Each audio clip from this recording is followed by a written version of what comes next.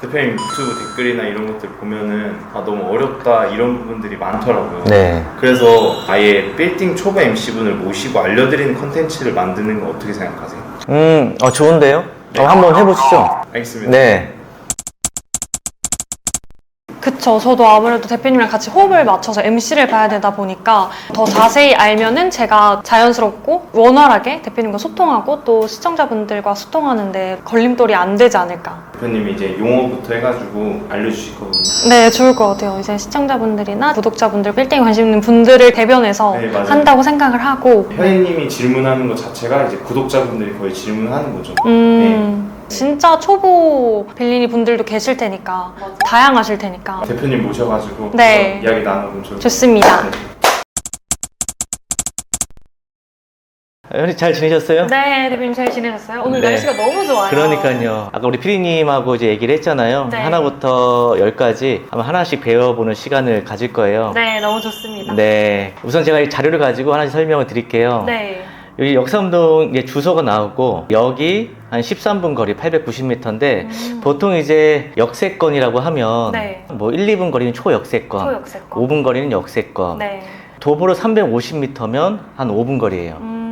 그러면 이제 경쟁력이 있는 거야, 이런 건물들은. 임대 맞추기도 좋고, 네. 또 손님들이 제일 많이 찾는 게 바로 이 5분 거리 이내 역세권 건물. 그리고 이제 도로 상황은, 건물은 도로에 따라서 굉장히 영향을 많이 받아요. 차만 다니는 걸로 확인할 수가 있는데 어떤 거냐면, 이런 거는 이제 옆에 사람이 다닐 수 있잖아요. 그러니까 차가 2대잖아요, 지금. 그러네요. 요게 이제 6m. 그러니까 6m 정도는 되어야 상권이 형성이 될 수가 있는 거야. 근데 4m 도로는 왜 상권이 형성이 될 수 없냐면, 차가 딱 다니면 사람이 다 지나다닐 수가 없죠. 네. 그러니까 죽어. 상권이 형성이 될 수가 없지.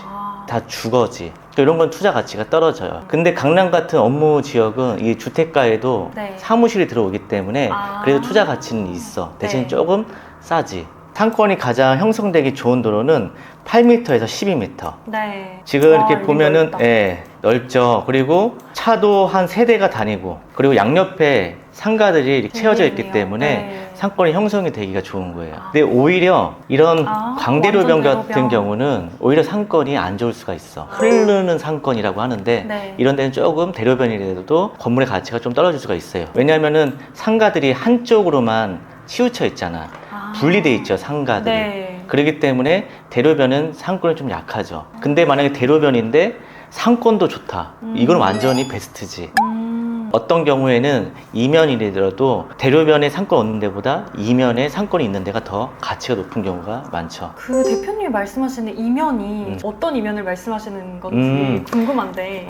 이면이, 그러니까 대로변은 아시죠? 네. 대로변에 그 한 블럭 뒤쪽에. 뒤에 골목을 이면이라고 하고, 그 다음 블럭을 3면, 그 다음 블럭을 4면이라고 하는데, 네. 그냥 보통은 통틀어서 이면도로라고 많이 불러요. 메인 도로변 뒤쪽. 네. 아까 설명해 주시다가 흐르는 상권이라는 거를 얘기를 해주셨는데 네. 그게 어떤 말인지 궁금해요. 대로변인데 사람들이 조금씩밖에 안 다녀. 그러니까 이런 곳을 그냥 흐르는 상권이라고 해요. 전문 용어인 거예요? 전문 용어고 투자자분도 많이 사용을 하고요. 그리고 이제 대지 면적, 제일 중요하죠. 대지 면적이 이제 320 평방미터, 97평. 그러니까 요 320은 보통 이제 건축물 대장에는 이 평방미터로 나오고요. 네. 이거를 0.302를 곱하면 97평이 나와. 네. 이거 대지 면적, 뭐 대지 평수, 뭐 토지 면적, 토지 평수라고 이렇게 불러요. 연면적은 건물 연면적이고 건축 면적이라고도 하는데, 근데 이 건축 면적이 사실은 이 바닥 면적이거든. 네. 건축법 용어는. 근데 네. 통상적으로 우리가 연면적, 건축 면적이라고 해요. 그러니까 총 면적을. 네. 네. 바닥 면적의 네, 합인 그쵸. 거죠? 보통은 이제 바닥 면적을 해요. 방금 말씀하신 대로. 근데 실질적으로 건축법 용어는 건축 면적이 바닥 면적이야. 근데 사람들은 대체로 그냥 건축 면적이 몇 평이에요, 이렇게 얘기를 하고, 네. 그리고 용도 지역이라고 있는데 이게 또 굉장히 중요해요. 네. 일단은 기본 개념부터 좀 설명을 드리면, 네. 지역은 용도 지역으로 구분을 해놨어요. 네. 그러니까 상업 지역, 중공업 지역, 준주거 지역, 3종 일반 주거 지역, 2종 일반 주거 지역, 1종 일반 주거 지역, 이런 식으로. 왜 구분해놨냐면은 해당 지역에 속하면 건물을 그만큼 높이 제한이 있어요. 그래서 정해놓은 거예요. 만약에 이걸 안 정해놓으면 어떻게 돼요? 무분별하게 뭐 이면 도로인데도 막 10층 짓겠죠. 네. 그래서 나라에서 규정을 해놓은 거예요. 아. 여기는 요만큼만 지어라. 그래서 건물을 조화롭게 지어라. 보면은 네. 분홍색 라인이 상업지역이야. 아, 맨 앞쪽이구나, 거의. 네, 대로변 네. 가까운데. 그리고 대형 업무 시설이 많이 들어가 있는 곳. 이런 곳이 이제 상업지역. 지적도로 보면 분홍색으로 표기해놨어요. 네. 그리고 그 다음에 이제 준공업지역이 어디냐면 성수동. 공장지역이었잖아요, 원래. 네. 거기가 준공업지역. 그래서 성수동은 보면 공장. 이렇게 다 준공업지역으로 지정이 되어 있어요.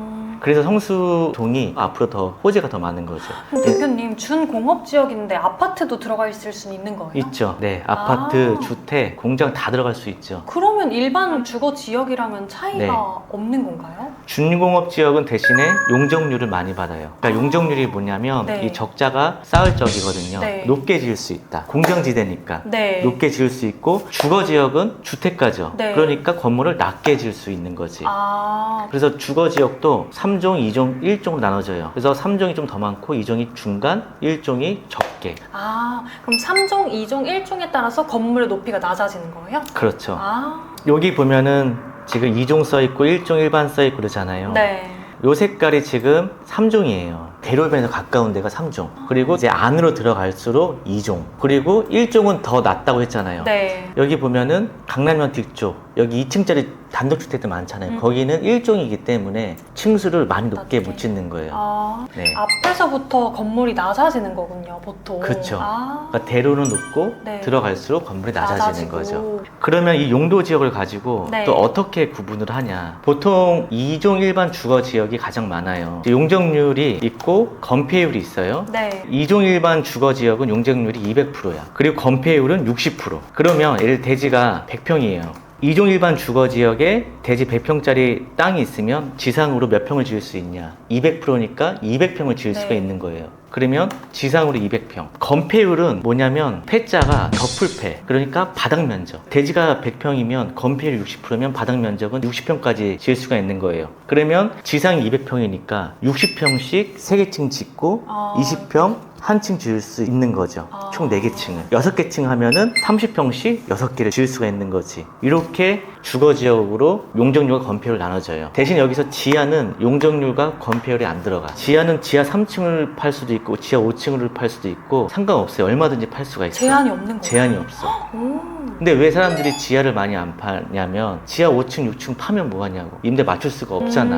공사비도 많이 비싸. 지상에 2개 층 짓는 거랑 네. 지하 한 층 짓는 거랑 똑같아. 아, 거의 2배네요. 2배. 지하로 내려가려면. 이렇게 건축물을 계산해서 들어가기 때문에 2종 일반 주거, 3종 올라갈수록 금액이 높아져. 왜냐면 그만큼 건물을 높게 지을 수 있으니까. 결국 건물 높게 지면은 연면적이 높아지잖아. 그럼 임대료를 더 많이 받을 수가 있는 거지. 와, 머리에 한꺼번에 많이 들어오니까. 아, 네, 와. 자, 그리고 공시지가라고 있는데 나라에서 네. 측정한 금액이야. 공시지가, 공시가격이라고도 해. 보통 빌딩은 기준 평균치가 있어.